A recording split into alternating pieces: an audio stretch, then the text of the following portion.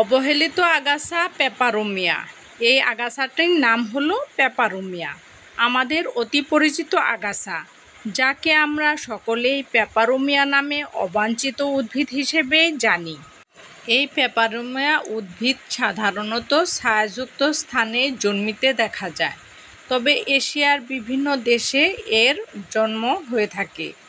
এরা যেহেতু ভিজা স্যাঁতসেঁতে পরিবেশে জন্মায়, তাই এদের বীজ অঙ্কুরোদ্গম হতে অনুকূল পরিবেশের প্রয়োজন হয়। অনুকূল পরিবেশের অভাবে বীজ 7 থেকে 8 বছর পর্যন্ত সুপ্ত অবস্থায় থাকতে পারে। পাখি, গেছো শামুক, মাটিতে জন্মানো পোকা কর্তৃক ও মাটি স্থানান্তরের কারণে যথাক্রমে এদের পরাগায়ন ও বীজের বিস্ফোরণ ঘটে। একটু বিশ্লেষণ করলেই দেখতে পারবেন যে আপনার বাসার ছায়াযুক্ত স্থানে রক্ষিত টবে পেপারোমিয়া হঠাৎ উকি ঝুঁকি দিচ্ছে।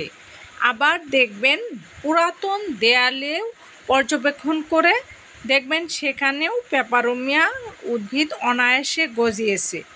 অবাক হতে পারেন, কারণ এই টবটি প্রায় 4-5 বছর যাবৎ প্রচণ্ড রোদে পরিত্যক্ত অবস্থায় পড়েছিল। আপনি মাটি পরিবর্তন না করে অনেক দিনের পুরনো মাটিকে খুঁচিয়ে পানি দিয়ে নরম করে একটা ছায়াপ্রিয় গাছ লাগিয়ে যখনই পরিচর্যা শুরু করলেন, দেখা গেল একদিন ভোরে পেপারোমিয়া আপনাকে দেখে হাসি দিচ্ছে বা উকি দিচ্ছে। কেন হাসছে? নিশ্চয়ই এর পিছনে অনেক রহস্য লুকিয়ে আছে। কেনই বা এই পেপারোমিয়া হাসবে না বলুন তো? আপনি এত বড় উপকার করলেন তাকে, এত বছরের সুপ্তাবস্থা ঘুম থেকে জাগিয়ে তোলার নতুন ব্যবস্থা করে নতুন জীবন শুরু করিয়ে দিলেন। আর যাই হোক, উদ্ভিদ আমাদের মতো অকৃতজ্ঞ নয়। এরা কৃতজ্ঞ জানাতে আপনাকে হাসি মুখে তাদেরকে প্রস্ফুটিত করতে, মেলে ধরতে তারা সবসময় রাজি থাকে। আপনাকে অক্সিজেন দিবে, আপনাকে সুবাসিত করে তুলবে। এটাই তো উদ্ভিদের কাজ।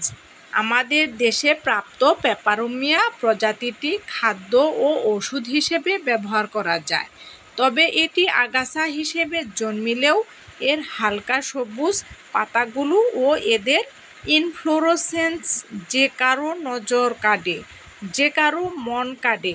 বিশেষ করে এর কাণ্ড, পাতা, ফুলগুলো দেখে আসলেই ভালো লাগে।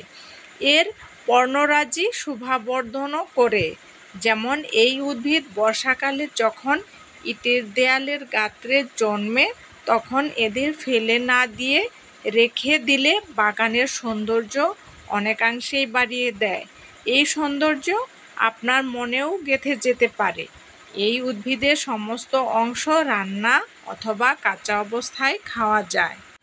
আগাছা হিসেবে পরিচিত এই সব উদ্ভিদগুলিকে আমরা যতই অবহেলার চোখে দেখি না কেন, এরা কিন্তু আমাদেরকে খাদ্য, পুষ্টি, পথ্য ও ওষুধের যোগান দিয়ে যাচ্ছে নীরবে, আর অক্সিজেন সরবরাহ করে যাচ্ছে সে প্রতিনিয়তই।